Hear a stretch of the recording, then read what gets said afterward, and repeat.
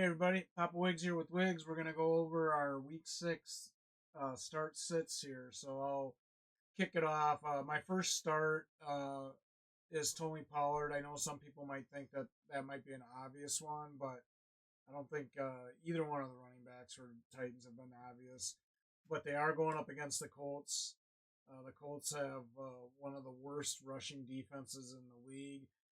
I really think Pollard and Spears will probably have okay games, but I think Pollard's probably going to get more of the carries than Spears.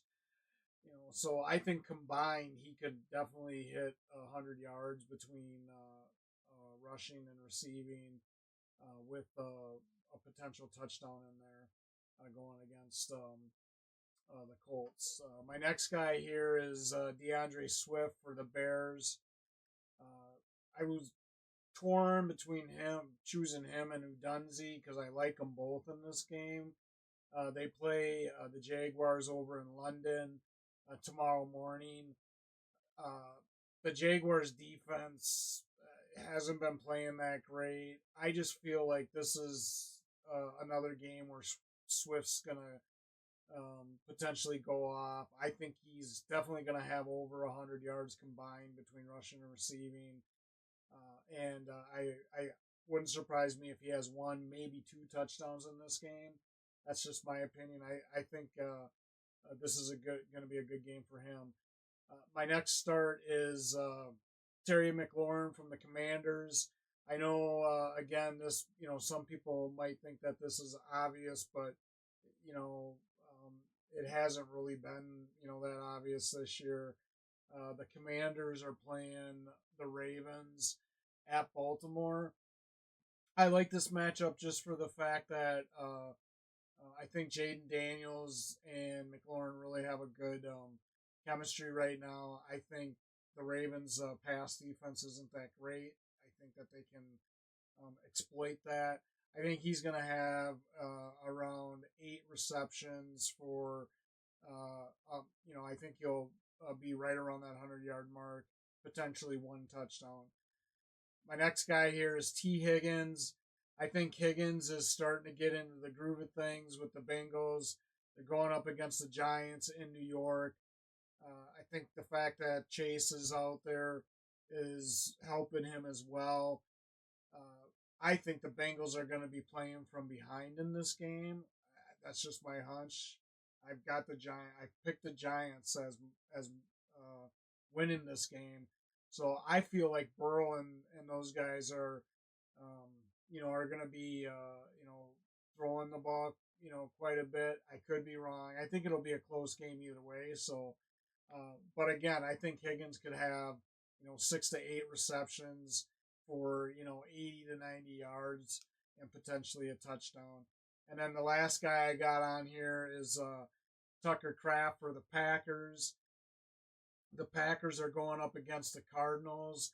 The Cardinals actually do not do very well against tight ends. I think they're ranked. They have the fifth. They've given up the 5th most points in fantasy to tight ends this year. So I think Tucker Kraft is going to have a decent game here. He's been, if you look at his stats from the end of last year to last like 4 or 5 games, into the games that he's been healthy this year, he's been really producing. So I think he could have definitely, 5 to 7 receptions and 60 to 80 yards, with the touchdown. Yeah, and then I have Austin Eckler going. The reason I picked Eckler was due to the fact that I think they're gonna have to pass the ball a decent chunk in this game because the Ravens do have a tough run defense. And I think Austin Eckler kind of just fits that role perfectly for check down passes for Daniels in case he can't get the ball downfield to McLaurin, or De'Ami Brown. So I mainly picked him because I think Austin Eckler is probably going to have a good 6 or 7 receptions, maybe like 60 yards here in this game, and always a possibility of a touchdown with Eckler because even if he broke one off for like 20 plus yards running the ball, he could get a touchdown at any given point. I don't think Brian Robinson's playing this weekend, if I'm not mistaken. No, he was downgraded to out. So I think his stock's a little bit higher right now, going into the week, even against a tough defense. I think you have Eckler on your team, even if it's just at the flex spot, I think you start him. Moving on from that, I have Darnell Mooney. This is just someone I was high on way before the season even started. Like as soon as he got traded on over to the Falcons or signed by the Falcons, whatever one it was. But I just think he's going to continue to get targets there from Cousins. Obviously, London's going to get a lot of the attention, but I really think Darnell Mooney is probably the better of the two right now, and I could continue to see that happening throughout the next few weeks here. I think Darnell Mooney will probably have 6 or 7 receptions himself for probably 110, I want to say, because he's always good for like one 30 to 40 yard pass in most of the games that he's played with Cousins so far. So it wouldn't surprise me if he had 110 yards in this game with 6 or 7 receptions. Obviously, a touchdown would be nice, but I don't really count on him having a touchdown here in this game. Next up, Tyrone Tracy. This is someone who came out last week. Initially, did not have the start after Eric Gray fumbled the ball. He started popping on off. Tracy ended up being on the field 63% of the snaps, had 129 yards rushing.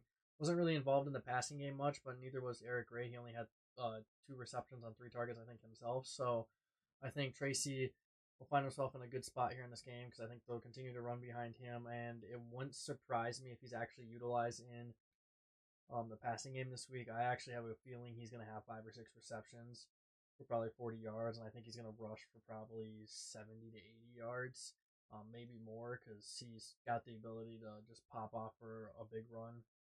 And I really hope he has a good week because I think he could put up a true fighting chance with Singletary to get a lot more reps in this offense. Because if they come out, look good again, beat the Bengals, I mean, in my opinion, you don't fix what's not broken. So why not give Tracy the ball more at that point? But moving on, Jamison Williams. I actually think that St. Brown's going to have a struggle here in this game, and I think Williams will end up being the answer to him struggling.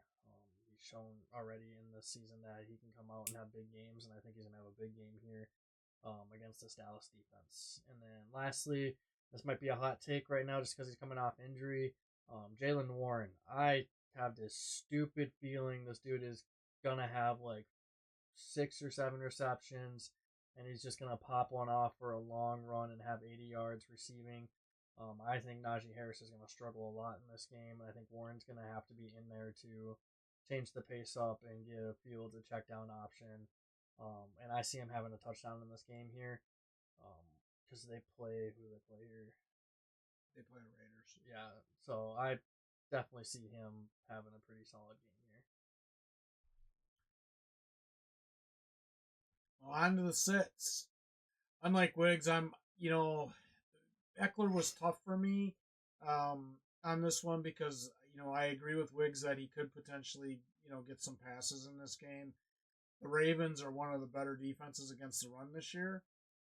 So I don't know. I just feel like Eckler could struggle. I think Eckler's benefited on the fact that when Robinson's in there, I think that it gives Eckler the opportunity to take advantage of his limited reps that he gets because of Robinson. I think with Eckler being the guy, they got McNichols. That's going to be. I think it's McNichols that is going to be coming up. And kind of filling in the Eckler role. So I'm not 100% convinced that he's going to be as involved, but he could be. So I just couldn't. I'm just not sold on it, especially against the Ravens on the road. Plus, I think that this could be a challenging game for Daniels and that offense to start with, and if their defense struggles, which I kind of think they might against Lamar, they could be playing from behind, and to Wiggs' point, that could help Eckler, if he gets targets in the passing game. So I'm just not sold on it this week. Don't get me wrong, Eckler's had a good year so far, but I think he's benefited out of the fact that it's been him and Robinson. So I think they both have kind of fed off of each other, and I think it's going to hurt them. Just my opinion. Next guy, Alexander Madison. There's potentially a chance that White's going to play this week. They're saying that he's most likely going to be able to be active. If that's the case, I think He could potentially dig into Madison's, reps and carries and touches this week. So I think that'll impact it. I'm not sold on him, and I think I feel like the Steelers defense is going to be focusing on stopping the run and making O'Connell, who just was named the starter for this game this week, beat them in the passing game, especially given the fact that right now the Raiders are going to be without both Adams and they just downgraded uh, Jacoby Myers to doubtful for this game. So their options at who he's going to throw the ball are really kind of falling. The third guy on my list here is Michael Pittman. I know that people might say, well, isn't he going to be out? I keep seeing that he's going to play through his back injury, and there all signs are pointing that he's going to play in this game. And the Colts are going up against the Titans. The Titans are already tough on the passing defense as it starts. I think if Pittman's not 100%, he's going to struggle in this game. I would definitely look at some other options until you can see where he's at with his injury. My next guy is Christian Kirk. Kirk and the Jaguars are playing the Bears in the early game in London. Uh, I think Kirk is going to struggle in this game. I don't know if Johnson's going to be on him or going to be on Brian Thomas. So it'll be interesting. But either way, this Bears defense is pretty tough, and I think Kirk is going to struggle in this game. I still think that Thomas has the potential to have a good game, but I think Kirk will struggle. And then my last guy, I put him on here because Deshaun Watson has been a huge disappointment this year. It could be one of the worst trades ever made in the NFL, if you ask me. They're playing the Eagles. The Eagles are getting a bunch of people back from injury. I think that Watson's gonna throw.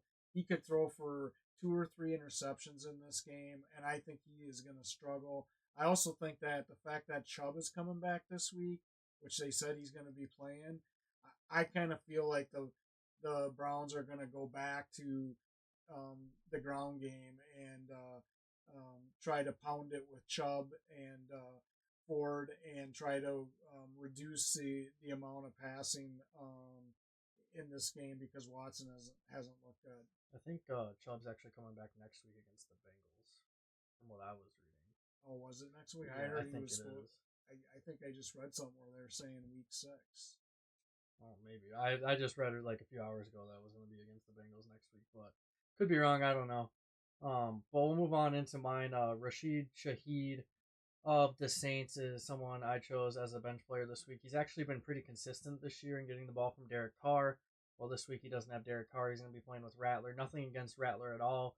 We just don't know what we're going to get out of him yet here in these games, and I'm kind of hoping it's good from him because the next thing we know, we could just see Rattler starting for this offense. But apparently, he's already come out and said in an interview that he wants to feed the ball to Olave. There's too much talent behind him. Um, that doesn't really sway my decision too much here. I think both Olave and Shaheed are going to struggle here in this first week with Rattler, but um, maybe one of them pops off. I'm not 100% sure. I think if anyone's going to benefit a lot from this, it's going to be Alvin Kamara, who's already had a great season. It wouldn't surprise me if he just has an unbelievable game himself. Moving forward, Najee Harris, I said earlier, I think he's going to struggle. Um, he hasn't been crazy, like, impressive at all, but he also hasn't been, like, disappointing. He's just kind of been mediocre. And you kind of think like we were talking about it, and you thought they would start moving their way towards Warren. I think it's about that time where we might be seeing a little bit more of Warren because this is like Najee Harris's year to possibly get an upcoming contract. So if he doesn't perform, like what's the point? Just get your eyes focused on Jalen Warren, and I think we might see some of that here in this game. And I think Najee. I hate to say this because I'm starting to agree with you. I think we're going to see him start to fade out of this offense here. And then moving forward, Jerome Ford. I just mainly picked him because I think this Browns offense is just going to struggle. They don't look good at all this season, and I wouldn't have faith in starting anyone from their team personally. Mark Andrews, I'm going to double down back to back weeks with these next two. Yeah, he had a good game last week, but I don't know. I'm not sold there. The Ravens are using three different tight ends in their offense right now. Andrews is only out there for 50% of the snaps last week, so I don't know what we're going to get out of Andrews at all the rest of this year. Likely's played pretty decent, and they even have a third tight end there that played pretty decent last week. So I wouldn't feel safe starting Andrews at all right now, personally. Um, but at any given moment, Lamar could go back to his routes and obviously just get Andrews the ball like he should be doing. But lastly, Travis Etienne. I'm doubling down on him again. I think Jacksonville is just going to struggle all around in this game. I don't think there's going to be much offense at all from them. Maybe like a 60-yard pass to Brian Thomas for a touchdown, but I just don't see this offense having any sort of production tomorrow, and I think the Bears are going to just steamroll them. Yeah, and to go back to what we were talking about with Chubb, you're right. They must have changed it. They were initially saying he was going to be back this week, but it's not until next week. But irregardless of Chubb coming back or not, I still think Watson's going to struggle, in this game against the Eagles. Yeah, interesting picks. You know,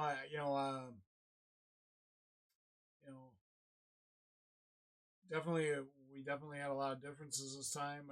I think um, on both the starts and sits, I can see your points. Um, More so on the starts, on the sits, I don't know a couple of them. It'll be interesting to see. Personally, for me, it'd be hard to sit Mark Andrews. Just because, to your point, Wiggs, at any given game, Lamar could pop off and just go back to his security blanket, and that's Andrews. So he has gotten off to a slow start, and who knows? It might be because they're trying to, preserve him until later in the year. Who knows? I mean, they could be doing that. A lot of these teams are starting to cut back on some of these guys' reps to, because they are going, they have 17 games now. So it'll be interesting. I do agree with you on ETN. Not so sure on Shaheed. So it'll be Spencer Rattler, dude. You never know what you're gonna get. So, but it'll be interesting either way. So Najee, I agree with you. He's kind of been across the board, and with Warren back, it's hard to know. And they're on the road against the Raiders. The Raiders haven't been playing good, so hopefully, they're going to turn it around, and that may force the Steelers to have to throw the ball more. So it'll be an interesting week, just like every single week. This year's been kind of weird. It's hard to predict. So with that, Wiggs, you got anything to add? Okay, well, everybody, make sure to check us out, Fantasy Fools PPR, on YouTube. We're on Snapchat, X, TikTok, Instagram. Like, share, subscribe. If you have any feedback or you have questions about your lineup, reach out. We hope you find this useful, and until next time, we'll see you soon.